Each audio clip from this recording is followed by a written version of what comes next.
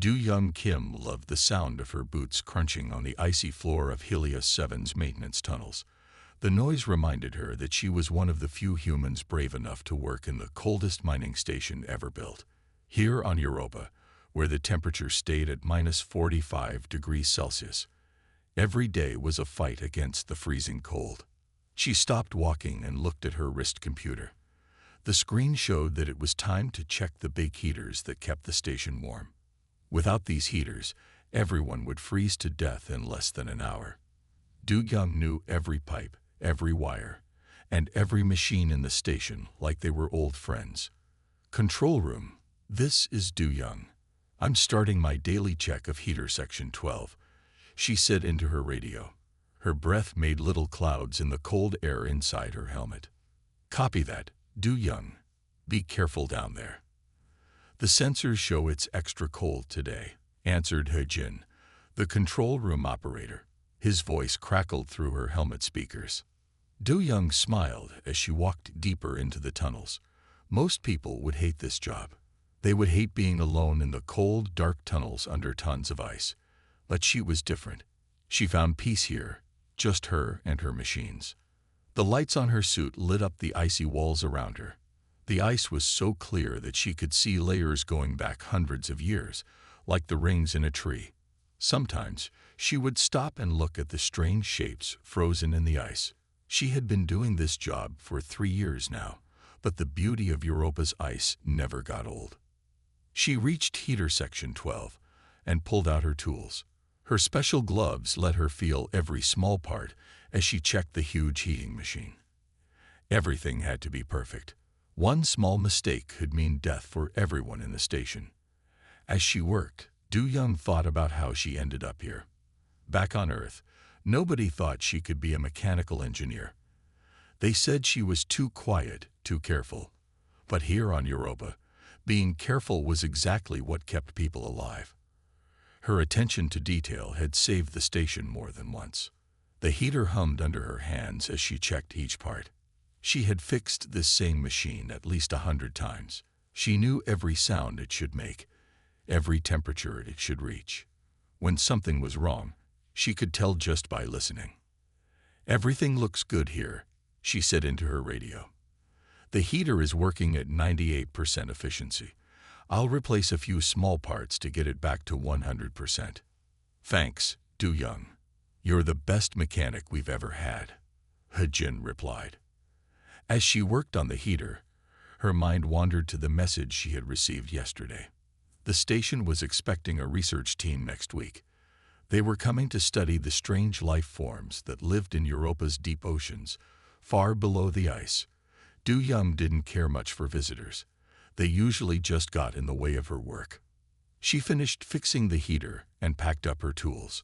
Just then, her wrist computer started beeping. There was an unusual heat reading coming from somewhere near the station's outer wall. That was strange. Nothing should be hot out there except their equipment. Du Young looked at the time. Her shift was almost over. But she couldn't ignore a strange reading. Strange things on Europa usually meant danger. Control room, I'm picking up something weird, she said. I'm going to check it out before I come back. Want me to send someone with you? He Jin asked. No need, Du Young answered. It's probably just a faulty sensor. I'll be quick. She didn't know it yet, but this decision would lead to the most important moment in human history. As she walked toward the strange heat reading, the ice under her feet held a secret that would change everything. Du Young walked carefully toward the strange heat reading. Her boots left deep marks in the fresh ice that had formed on the tunnel floor. The closer she got to the source, the more her wrist computer beeped. Something was definitely wrong. He Jin, are you seeing these readings? She asked through her radio. The temperature spike is getting stronger. Yes, I see it, He Jin replied. His voice sounded worried. Be careful. Nothing should be that hot out there. The reading shows it's nearly 100 degrees Celsius. Du Young rounded a corner in the ice tunnel and stopped suddenly. Her mouth fell open inside her helmet. There, stuck halfway through the station's outer wall, was something she had never seen before. It looked like a ship, but not any kind of ship she knew. Its surface shimmered with rainbow colors, like soap bubbles in sunlight. "Control room," she whispered. I think we have a crash ship here. But it's not one of ours." The ship had broken through the thick ice wall of the station. Half of it stuck into the tunnel, while the other half was still outside in Europa's frozen wasteland. Steam rose from where the hot metal touched the ice, creating a thick fog that filled the tunnel. Do-young moved closer, shining her suit lights on the strange vessel. That's when she saw the crack in the ice floor. It was huge, like a mouth opening into darkness, and something was moving down there. She stepped carefully to the edge of the crack and pointed her lights down. Through the swirling steam and ice crystals, she saw something that made her heart stop for a moment. There was someone, or something, trapped in the crack. The being looked almost like it was made of crystal. Its body was see-through in some places, like glass, but with swirling colors inside. It was stuck in a pool of liquid nitrogen that had collected at the bottom of the crack. Every few seconds, its body would make a sound like cracking glass. "Jin," Do-young said, trying to keep her voice steady. "I need you to call Dr. Jaiwan right now. Tell her to bring all her medical equipment. We have someone trapped down here, but they're not human." The crystal being turned its head toward her. Do-young could see that parts of its body were starting to freeze. Cracks were spreading across its surface like a broken window. It reached up with one arm, moving slowly in the extreme cold. "Help." The word appeared in glowing letters that floated in the air between them.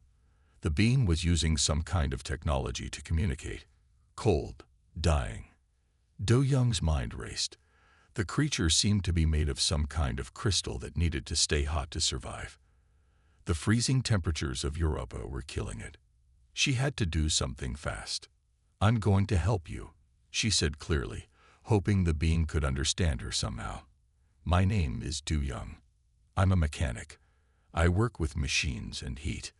More glowing words appeared. "Tahoe. Explorer. Need heat. Systems failing." Do-young looked around quickly. She knew every piece of equipment in the station, every power source, every heating system. There had to be a way to help this creature, this Tahoe, before the cold killed him. "Jin," she called into her radio. "I need you to redirect all available power to this section, and I need every heating unit we can spare. We have less than an hour before." She looked at the growing cracks in Taiho's crystalline body. "Before we lose him." As she waited for help to arrive, Do-young kept talking to Taiho, trying to keep him alert. She had fixed countless machines in her life, but now she faced something entirely new.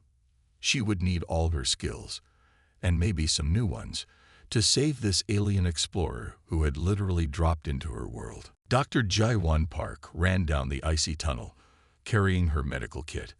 When she saw the crashed ship and the crystalline being in the crack, she stopped and stared. In all her years as a doctor, she had never seen anything like this.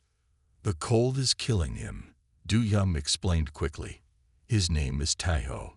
He can make words appear in the air, but his communication system seems to be breaking down."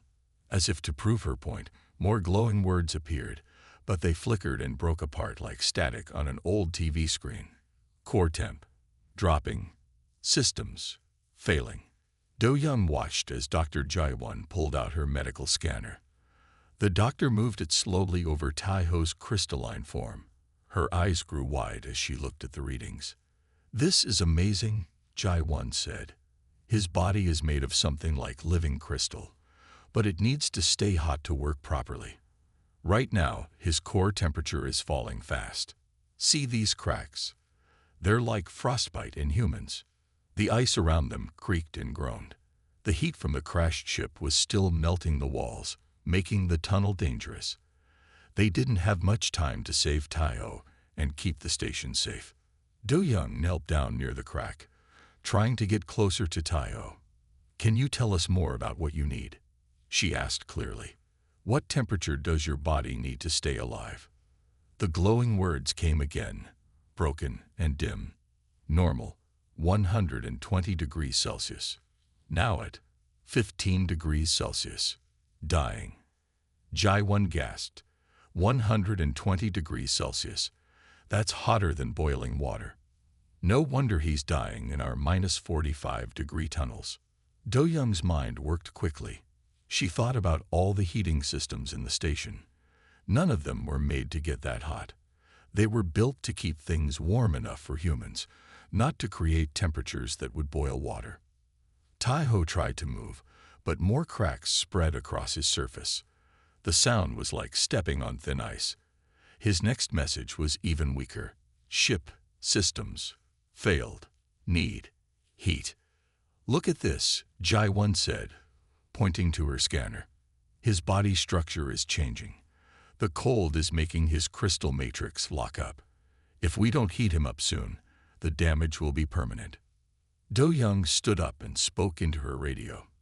He-Jin, I need you to tell me exactly how much power we can spare. And I need to know where every piece of heating equipment is in the station.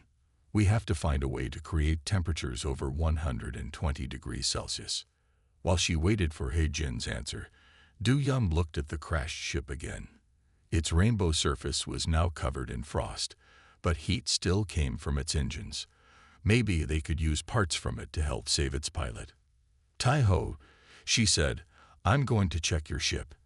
Can you tell me where your heating systems are? The words appeared slowly. Engine, core, red, panel. Do-young turned to Jai-1. Stay with him. Talk to him. Keep checking his condition. I'm going to see if I can salvage anything useful from his ship.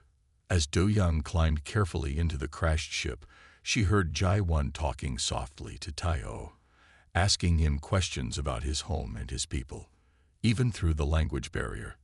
The doctor's gentle voice seemed to help. The flickering words that appeared in answer were weak but steady.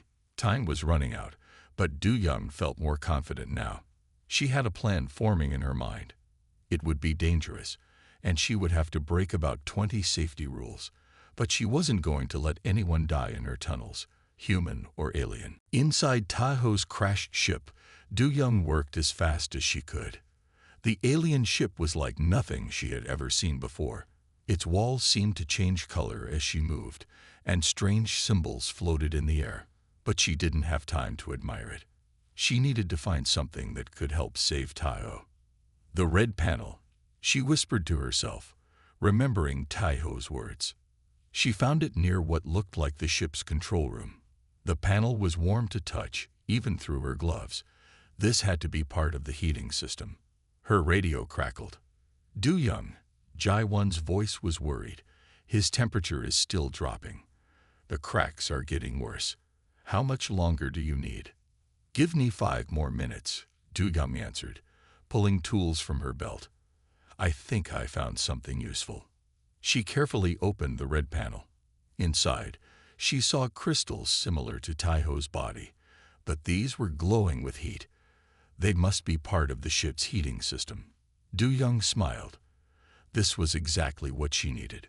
Back in the tunnel, Jai-1 was using heating blankets to try to slow down Tai-ho's freezing. It wasn't working very well.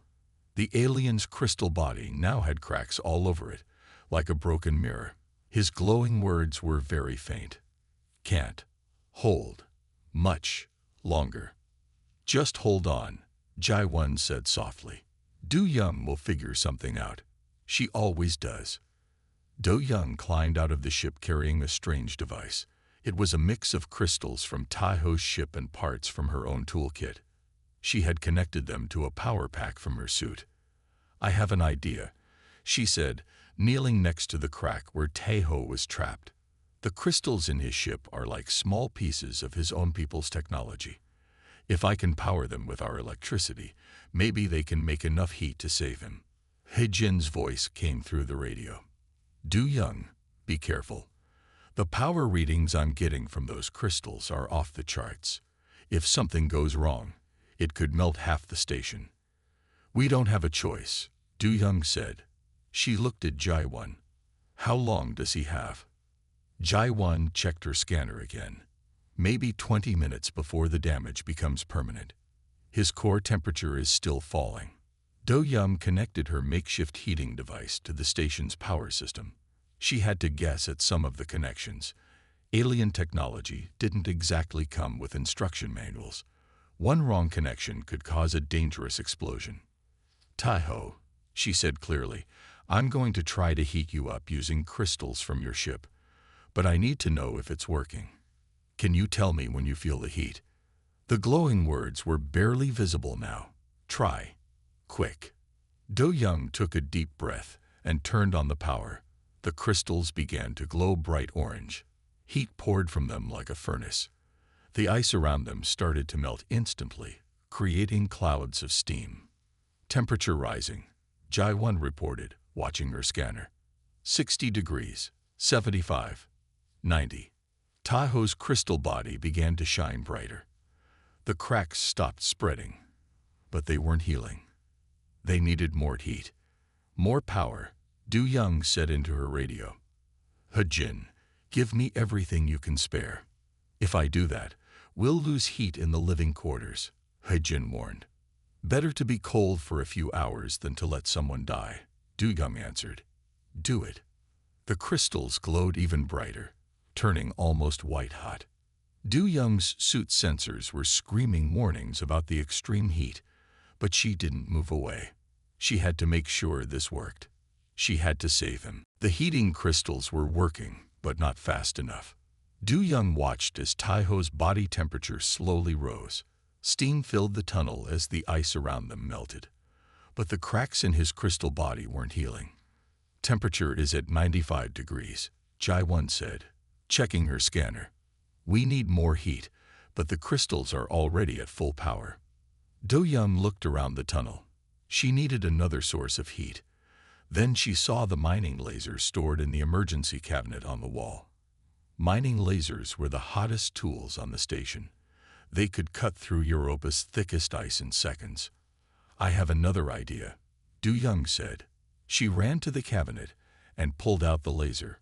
"We can use this to add more heat, but we'll have to be very careful. Too much power in one spot could shatter him." Jai-1 nodded.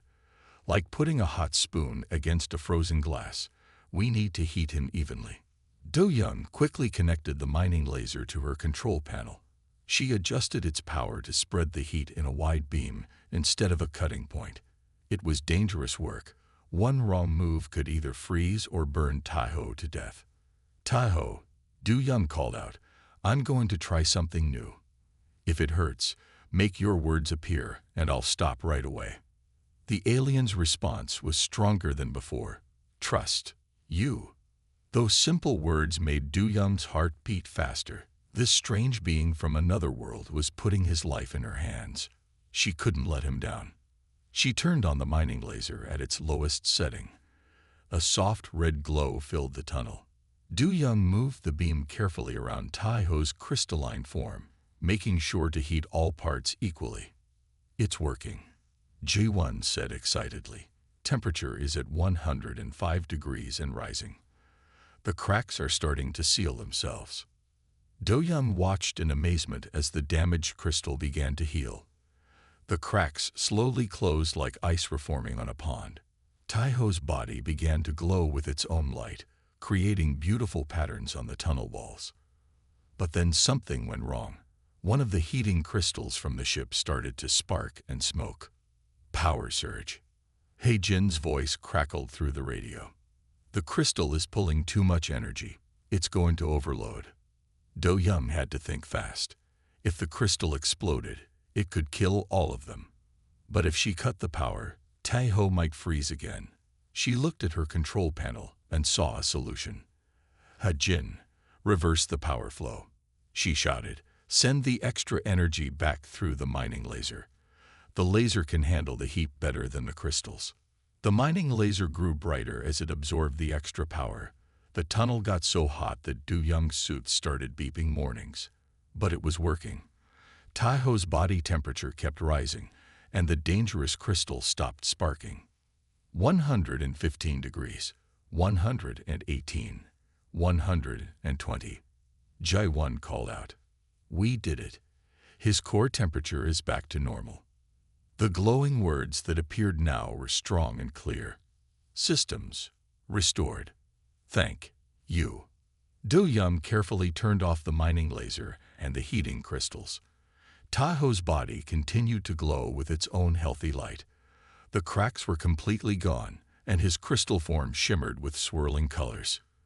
"You're welcome," Du Young said, smiling inside her helmet. "But we're not done yet. We need to get you somewhere safe and warm.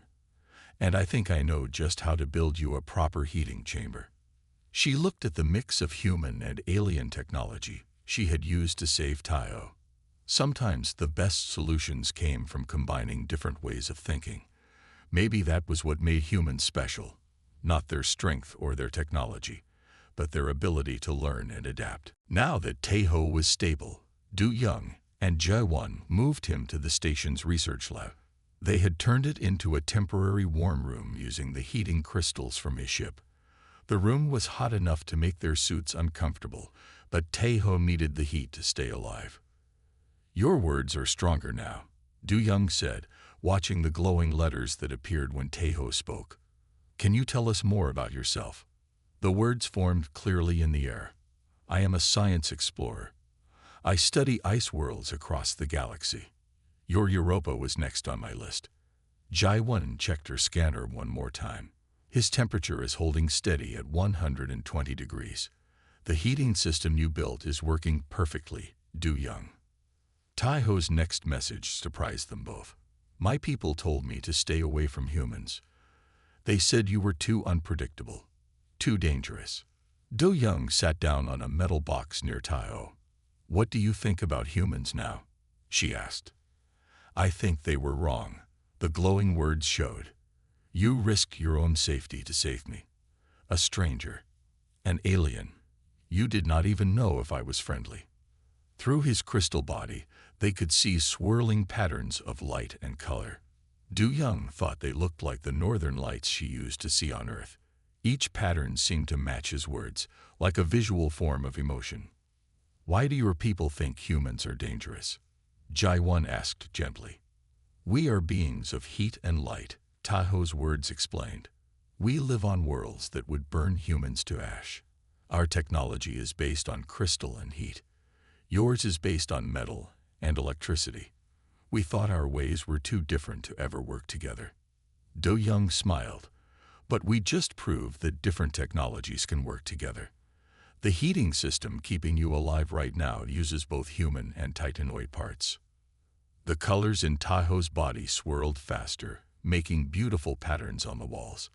"Yes, this is why I must tell my people about what happened here, about how you saved me, about how wrong we were about humans." Hejin's voice came through the radio. "Du Young, the station's main power systems are stable now. We can keep the research lab hot for as long as needed." "Thank you, Hejin," Du Young answered. Then she turned back to Tahoe. "Can you tell us what went wrong with your ship? How did you end up crashed in our station?" The colors in Tahoe's body turned darker, showing what seemed like sadness or shame. "I made a mistake. I was excited to study Europa's ice. I did not check my ship's thermal shielding properly. When it failed, the cold attacked my ship's systems. I barely had time to send a distress signal before I crashed." "Did anyone answer your signal?" Jae-won asked. "My people will come looking for me." Tahoe's words appeared slowly. "But they will be careful, cautious. They will not approach a human station directly. They might think I am a prisoner here." Du Young thought about this problem. They needed to show Tahoe's people that humans could be trusted, that this could be a chance for both species to learn from each other. "Then we should prepare a proper welcome," she said. "We can build you a better heating chamber, one that shows how human and titanoid technology can work together. When your people arrive, they'll see that our differences don't have to keep us apart." The colors in Tahoe's body turned bright and warm, like a sunrise. "You would do this, even after all the work you have already done?" "Of course," Du Young said simply. "That's what friends do. And I think we are friends now, aren't we?" The glowing words that appeared seemed to smile. "Yes, We are friends. The first human Titanoid friendship in history. Over the next 3 days, Du Young worked harder than she ever had before. She turned the research lab into a proper home for Taiho. She used parts from his crashed ship and equipment from the station to build something completely new, a permanent heating chamber that could keep him safe and comfortable. "Hand me that laser cutter," Du Young said to Jai-Wan, who had stayed to help. They were putting the final touches on the heating chamber. It was as tall as a person and filled with warm, glowing crystals from Taiho's ship. "Are you sure this will work?" Jai-Wan asked, passing the tool. "We've never built anything like this before." Do Young nodded as she carefully cut through a metal panel. "The math is solid. I combined the heating systems from Taiho's ship with our station's power grid. It's safer and more stable than our temporary solution." Taiho watched them work from his temporary heating area. His glowing words appeared. "Your skill with machines is amazing. On my world, it would take a team of engineers to build something like this." "Well, I had help," Du Young said, smiling at Jai-Wan. "And you taught me a lot about your technology. I never knew crystals could hold and direct heat so efficiently." He Jin's voice came through the radio. "Du Young, we're picking up some unusual readings in space near Europa. They match the energy signature of Taiho's ship. The colors in Taiho's body swirled faster. My people, they are coming." Do Young worked even faster. The heating chamber had to be perfect. It needed to show Taiho's people that humans could be trusted, that they could understand and work with Titanoid technology. "Almost done," she said, connecting the last power cables. "Now we just need to test it." The chamber hummed to life. The crystals inside began to glow, creating a beautiful pattern of light and heat. Du Young checked the temperature readings carefully. Everything had to be exact. Temperature rising steadily, Jai-Wan reported, watching her scanner. 110 degrees, 115, 120 degrees Celsius. It's holding perfectly. Do Young turned to Taiho. "Ready to try your new home?" His words appeared bright and clear. "I trust you." They helped Taiho move into the chamber. As soon as he entered, his crystal body began to shine brighter. The colors inside him swirled in beautiful patterns, showing his joy and comfort. "How does it feel?" Du Young asked. "Perfect." The words glowed. "It feels like home." "You have done something remarkable, Du Young. You have created a piece of my world here in your cold station." Just then, He Jin's excited voice came through the radio. "Multiple ships detected. They're approaching the station. Their design matches Taiho's ship." Do Young looked at the heating chamber she had built. It wasn't just a piece of equipment anymore. It was a bridge between two worlds, a proof that different species could work together and help each other. "We should prepare a proper greeting," Jai-Wan said. "How do your people usually say hello?" Taiho's next words made both humans smile. "They will expect fear or hostility. Let's surprise them with friendship instead." Do Young nodded. She had learned so much in the past few days. About alien technology, yes, but also about trust and understanding. Sometimes the biggest challenges weren't technical problems, but learning to see past differences and work together. "Hajin," she said into her radio, "tell the station crew to prepare for visitors. And make sure they know these visitors are friends." The heating chamber glowed warmly in the cold station, a symbol of what humans and Titanoids could achieve together. Du Young watched the colors swirl in Taiho's crystal body and knew that this was just the beginning of something much bigger than all of them. 3 Titanoid ships hovered outside Helios 7 station. They glowed with the same rainbow colors as Taiho's crashed ship. Du Young stood in the airlock with Jai-Wan, waiting to meet their visitors. Her heart was beating fast, but she wasn't afraid. "Are you ready?" she asked Taiho through the radio. He was safe in his heating chamber, talking to his people through their ship's communication system. His glowing words appeared. "They were suspicious at first, but I showed them the heating chamber you built. I told them how you saved my life. They are curious now. The airlock door opened. 3 crystalline beings entered the station. They were taller than Tahoe, and their bodies glowed with deep royal colors. They wore devices that created bubbles of heat around them, protecting them from the station's cold. "Welcome to Helios 7, Du Young said clearly. "I'm Du Young Kim, the station's mechanical engineer. This is Dr. Jae-won Park, our medical officer." The tallest Titanoid stepped forward. Glowing words appeared.